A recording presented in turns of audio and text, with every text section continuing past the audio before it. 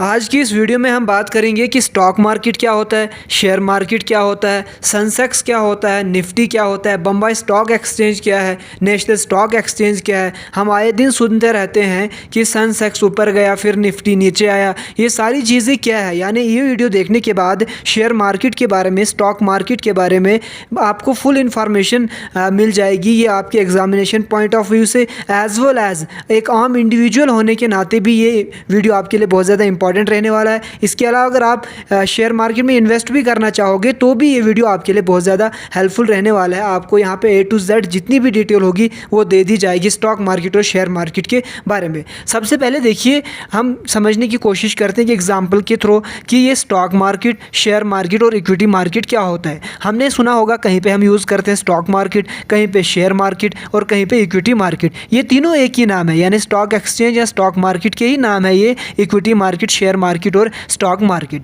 अभी होते क्या है, शेयर्स एक्चुअल में क्या होते हैं, स्टॉक मार्केट किस तरह से काम करता है, आइए थोड़ी सी एग्जांपल के साथ हम इसको समझने की कोशिश करते हैं। सबसे पहले यहाँ पे हम एक एग्जांपल लेते हैं।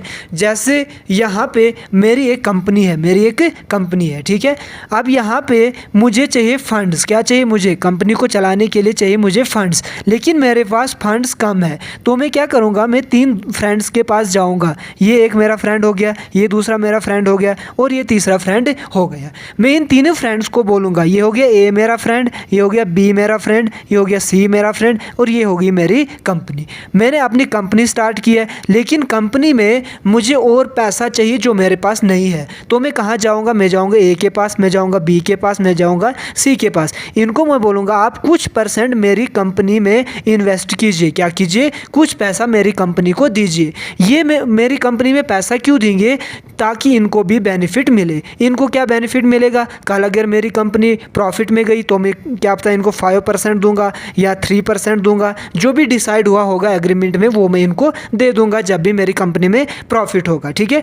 तो इसी तरह से एक बड़ी कंपनी होती है, उसके क्या होते हैं, उसमें बहुत सी चीज़ें होती है। जब उसको फंड्स चाहिए होती है तो वो क्या करती है, वो पब्लिक को ऑफ़र करती है कि आप मेरी कंपनी में आइए और यहाँ पे इन्वेस्ट कीजिए, यहाँ शेयर्स खरीदिए, ठीक है।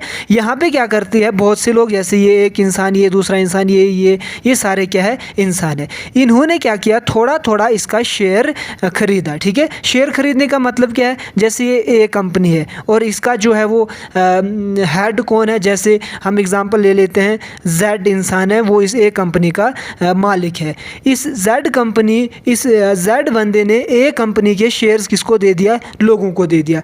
अब जैसे इसने खरीदे इसके शेयर्स, इसने खरीदे, जितने शेयर्स इसने खरीदे, एग्जाम्पल इसने 500 रुपये के शेयर खरीदे, इतने कम कोई नहीं खरीदता है, ये एक एग्जाम्पल है। अब 500 रुपये का इसका जो एसेट होगा उसका मालिक कौन होगा? ये वाला इंसान। इसने अगर 200 रुपीज़ लगाए तो 200 रुपीज़ का जो एसेट होगा इस कंपनी का, उसका मालिक कौन हो गया? ये वाला इंसान। तो इसी तरह से शेयर जो है वो खरीदते हैं लोग। तो इस तरह से शेयर मार्केट काम करता है। आई होप आपको चीज़ें समझ आई होंगी यहाँ तक। जो भी आपको प्रॉब्लम्स वगैरह है या नेक्स्ट वीडियो किस पे चाहिए कमेंट बॉक्स में ज़रूर लिखिएगा। आई होप आपको समझ आए किस तरह से शेयर मार्केट में पैसा लगाते हैं, ठीक है। अब देखिए शेयर मार्केट में पैसा कैसे लगाते हैं हमने समझ लिया। अब हम समझेंगे शेयर मार्केट का ओरिजिन कैसे हुआ।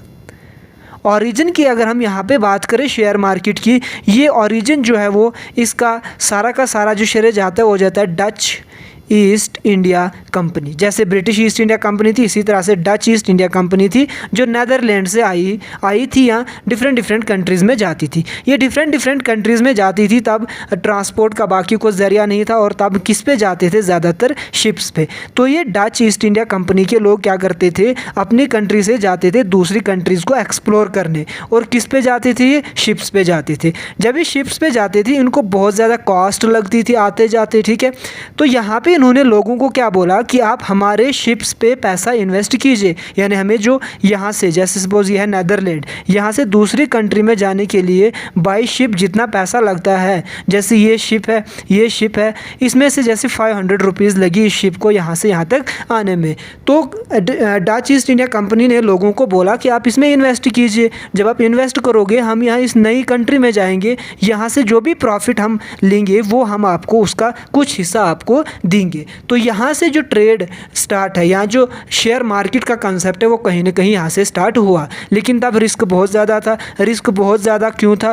क्योंकि बहुत सी कंपनीज़ थी, बहुत से शिप्स थे, जब वो एक जगह से दूसरी जगह जाते थे वो वापस ही नहीं आते थे, क्योंकि नई कंट्री को एक्सप्लोर करना बिना जाने कि वहाँ के लोग कैसे हैं क्या है, तो वहाँ पे रिस्क था। लेकिन ओरिजिन जो है वो यहाँ से ही हुआ। शिप्स पे जो इन्वेस्ट करना शुरू किया लोगों ने, वहाँ से ही कहीं ना कहीं जो कॉन्सेप्ट है, ओरिजिन है, वो हुआ शेयर मार्केट या स्टॉक मार्केट का। अब देखिए यहाँ पे एक और चीज़, what is stock exchange. Actual में स्टॉक एक्सचेंज क्या है ये समझने की हम अब दोबारा से अच्छे से कोशिश करते हैं। देखिए अब स्टॉक एक्सचेंज हम इस तरह से कंपनीज़ का जो वो शेयर खरीद सकते हैं, खरीदेंगे जहाँ पे वो क्या होगा, मार्केट। क्योंकि मार्केट एक ऐसी चीज़ होती है जहाँ पे दो लोग मिलते हैं, बायर और सेलर मिलता है, ठीक है। बायर कौन हो गया, जो कंपनी शेयर ऑफ़र करेगी, सॉरी सेलर कौन हो गया, जो कंपनी शेयर ऑफ़र करेगी उसको हम क्या बोलेंगे, सेलर। बायर कौन हो गया, हम लोग अगर उस कंपनी के शेयर्स खरीदेंगे तो हम कौन से हो गए, बायर्स। और बायर्स और सेलर्स जहाँ पे मिलते हैं वही होता है मार्केट। और अगर शेयर वो एक दूसरे के खरीदेंगे तो उसको हम क्या बोलेंगे, सिंपली उसको बोलेंगे हम शेयर मार्केट। तो आई होप आपको समझ आया शेयर मार्केट क्या होता है और शेयर मार्केट में किस तरह से शेयर्स को खरीदा जाता है। अब शेयर मार्केट होते हैं दो तरह के, कितने तरह के, दो तरह के। प्राइमरी मार्केट होता है और सेकेंडरी मार्केट होता है। सपोज यह है ए कंपनी, ठीक है। ए कंपनी जब इश्यू करेगी शेयर्स तो लोग खरीदेंगे, ये लोगों ने ख़रीदा, ये लोगों ने ख़रीदा। यहाँ पे कंपनी ने क्या किया, डायरेक्टली लोगों के साथ डील किया, डायरेक्टली लोगों को जो है वो अपने शेयर सेल किए। इस तरह के मार्केट को हम क्या बोलते हैं, प्राइमरी मार्केट, जहाँ पे कंपनीज डायरेक्टली लोगों के साथ इंटरेक्ट करके उनको जो है वो शेयर्स बेचती है और खरीदती, शेयर्स के साथ डील करती है, यानी शेयर्स खरीदती है। इस तरह के मार्केट को हम क्या बोलते हैं, प्राइमरी मार्केट। अब देखिए ये था ए कंपनी, यहां से चले गए शेयर्स इन लोगों के पास। जब इन लोगों के पास गया तो ये कहाँ पे ये ट्रेडिंग हुई, प्राइमरी मार्केट में। अब ये लोग जो है वो, और भी तो यहाँ दुनिया में लोग रह रहे हैं, ठीक है। अब इनके पास ये जो शेयर है, जैसे ये है एक इंसान, ये है दूसरा इंसान, ये है तीसरा इंसान और ये है चौथा इंसान, ये लोग भी तो आपस में ट्रेड कर सकते हैं। ये इसके साथ कर सकता है, ये इसको बेच सकता है आगे, ये इसको बेच सकता है, ये इसको बेच सकता है।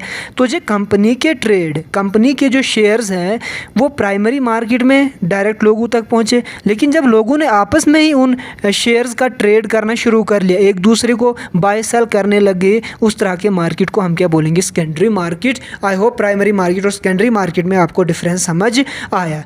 अब वैल्यू कितनी होती है इन शेयर्स की, जो एक कंपनी शेयर करती है, वैल्यूज़ या जो शेयर्स इशू करती है उनकी वैल्यू क्या करती है, ये from time to time change होती है, डिपेंड करता है कितनी डिमांड है, ठीक है। जितनी डिमांड होगी उतना ही जो है वो इसकी वैल्यू ज़्यादा होगी, जितनी डिमांड कम होगी किसी शेयर की उतनी ही प्राइस उसकी कम होगी। तो इस तरह से चीज़ें चलती है स्टॉक मार्केट में।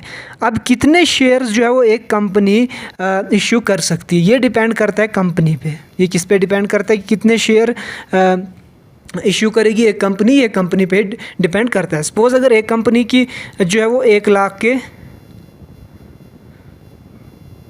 के शेयर्स उन्होंने पब्लिक में बेचने स्टार्ट कर दिया। अब उनकी मर्ज़ी है कि वो 1-1 रुपये के 1 लाख शेयर्स बेचे, या 2-2 रुपये के 50,000 शेयर्स बेचे, या 0.5 रुपीज़ के 2 लाख शेयर्स बेचे। ये किस पे डिपेंड करेगा, कंपनी पे, according to the demand of the market. वो अपने शेयर्स की प्राइस और अपने शेयर्स किस क्वांटिटी में उनको सेल करने हैं वो डिसाइड करेगी कंपनी, ठीक है।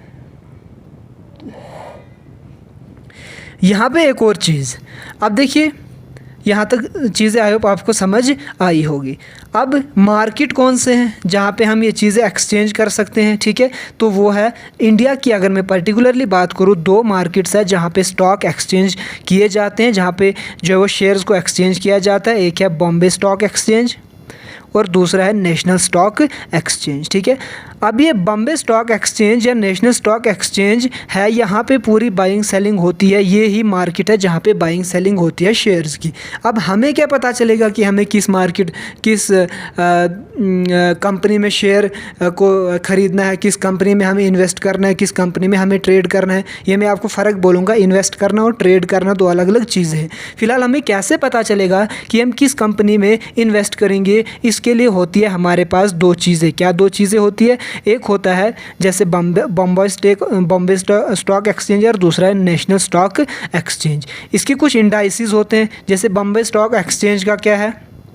सेंसेक्स। क्या है? सेंसेक्स। और नेशनल स्टॉक एक्सचेंज का क्या है? निफ्टी।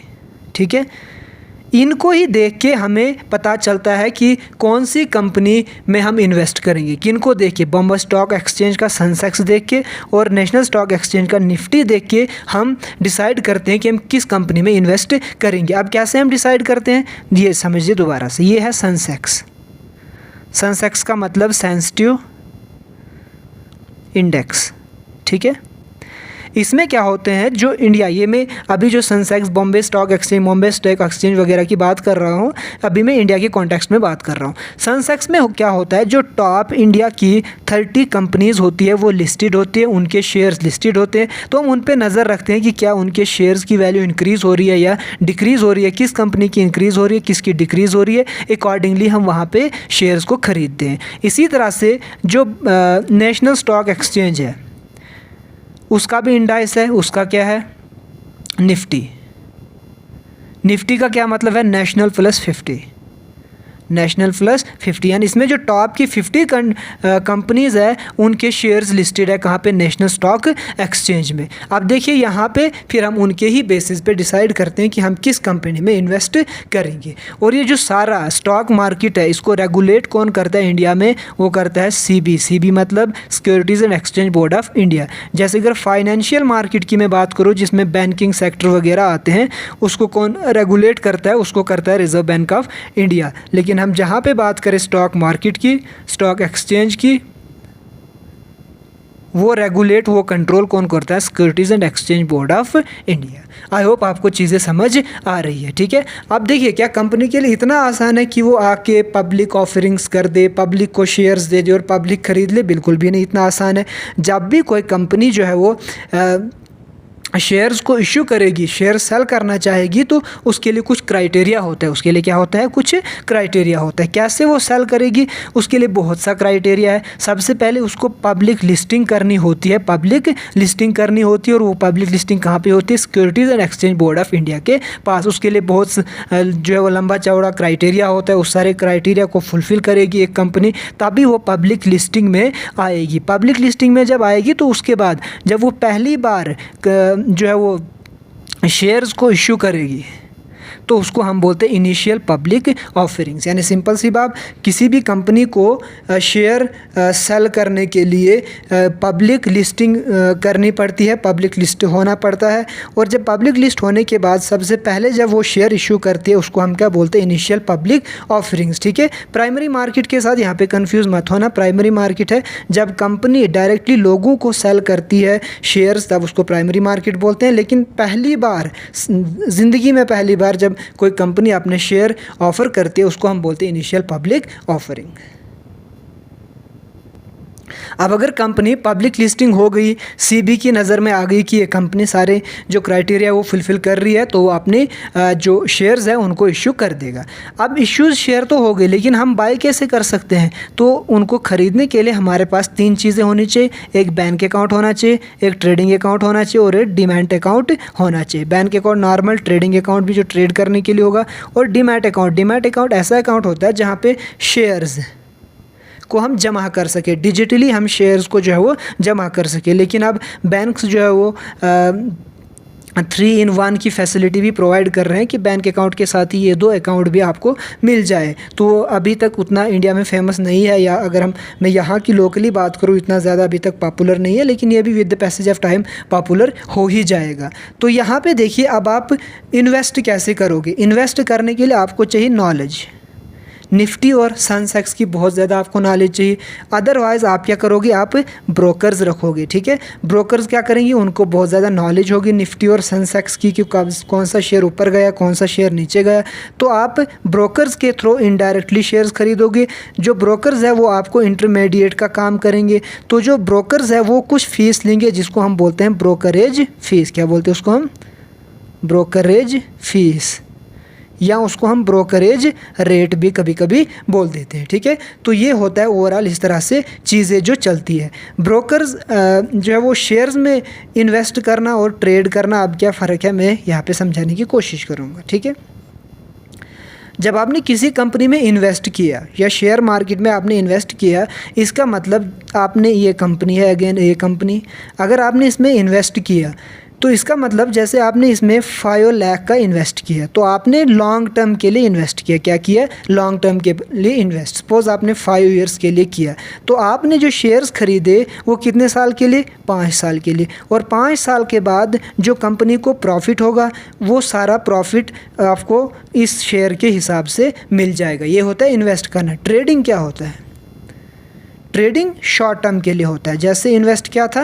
लॉन्ग टर्म के लिए, लेकिन ट्रेडिंग किसके लिए है? शॉर्ट टर्म के लिए। क्यों शॉर्ट टर्म के लिए? इसमें जैसे ए बी सी कंपनी है, ठीक है। आज आपने ए में इन्वेस्ट किया, आपको लगा बी कंपनी तो अब बहुत अच्छा कर रही है, तो यहाँ से आपने बेच के कहाँ पे लगा दिया? बी में।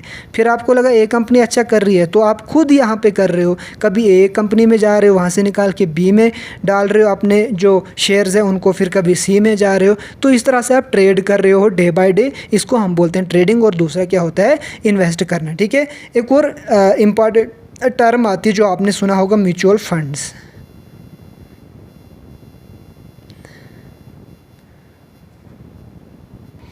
यहाँ पे भी क्या होता है? यहाँ पे भी आपको शेयर्स खरीदे जाते हैं, लेकिन आप इसमें खुद नहीं शेयर करोगे। यहाँ पे आपको एक्सपर्ट्स होंगे। कौन होंगे?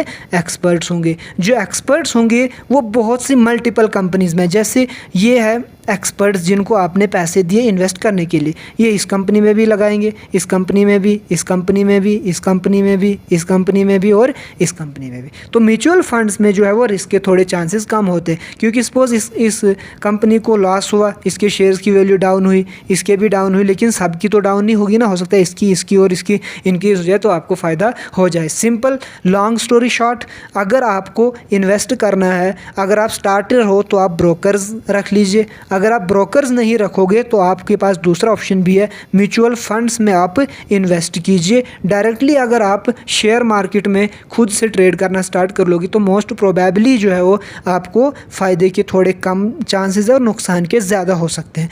तो ये एजुकेशनल पर्पज़ है, आप इन्वेस्ट करो ना करो वो दूसरी चीज़ है। और आपको नेक्स्ट वीडियो इसी तरह किस पे चाहिए, ये डिमांड पे मैंने स्टॉक एक्सचेंज पे वीडियो लाया। मुझे बहुत से मैसेजेस आए थे, share market, stock exchange etcetera पे वीडियो लाए, मैंने कोशिश की। तो अगर इसमें कोई चीज़ें मिस होगी तो आप ज़रूर कमेंट बॉक्स में लिखिए। I will try to make separate video on that particular topic in the next few days. Thank you so much.